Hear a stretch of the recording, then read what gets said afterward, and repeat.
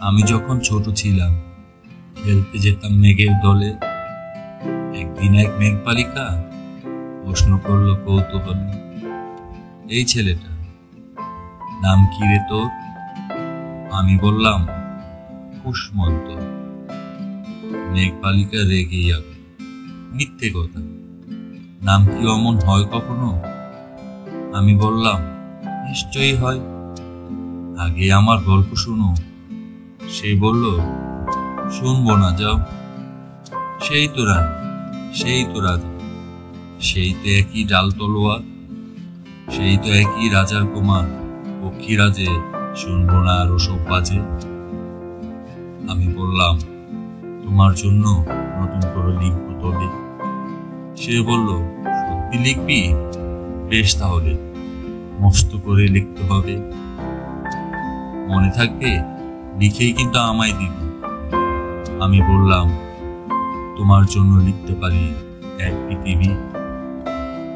লিখতে লিখতে লেখা যখন সবে মাত্র 2-4 পাতা, হঠাৎ তখন দুধ চাপলো আমার মাথা। বুঝতে বুঝতে চলে গেলাম ছোটবেলার মেঘের মাঠে।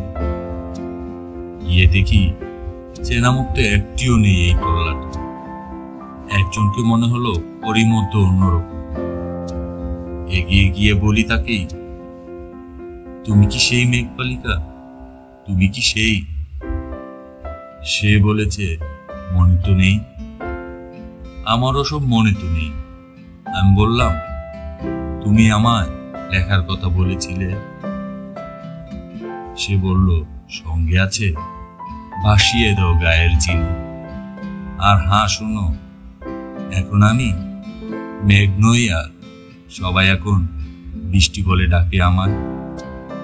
বলেই হঠাৎ এক পশলায় আমায় পুরো ভিজিয়ে দিয়ে অন্য অন্য বৃষ্টি বাদল সঙ্গে নিয়ে মিলিয়ে গেল দূরে কোথাও, দূরে দূরে।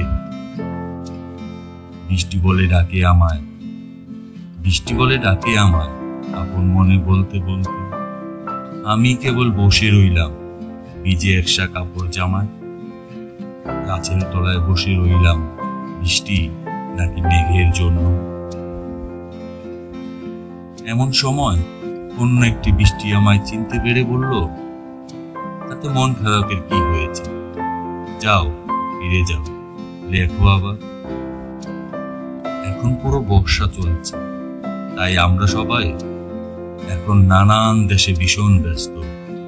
তুমিও যাও, মন দাও গে তোমার কাছে। বর্ষা থেকে ফিরে আমরা নিজেই যাব তোমার কাছে। এক পৃথিবী লিখবো আমি, এক পৃথিবী লিখবো বলে ঘর ছেড়ে সেই বেরিয়ে গেলাম।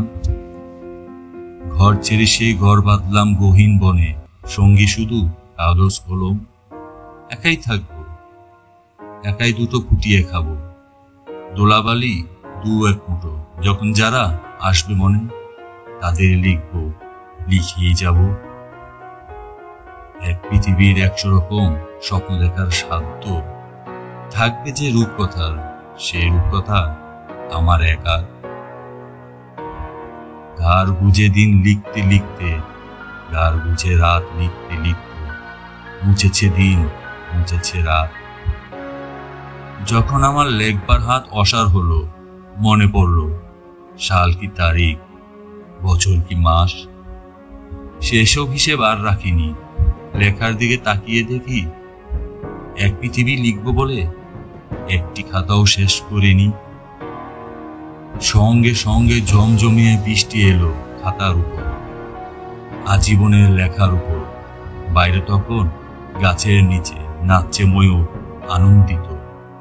এ গাছ ও গাছ উঠছে পাখি, বলছে পাখি এই অরণ্য কবির জন্য আমরা থাকি। বলছে ওরা কবির জন্য আমরা কোথাও আর মানিনি।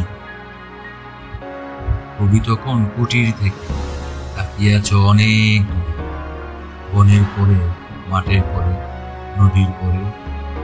সেই যেখানে সারা জীবন বৃষ্টি পড়ে, সেই যেখানে কেউ যায় না, কেউ যায় না কোনোদিন। আজ আর সে কবি দেখতে পাচ্ছে, সে দেশে, সে ঝর্ণা তলায় এদিক ওদিক ছুটে বেড়ায়। সোনায় মোরা মেঘ ঘুরিনি, কিশোর বেলা সেই ঘুরিনি।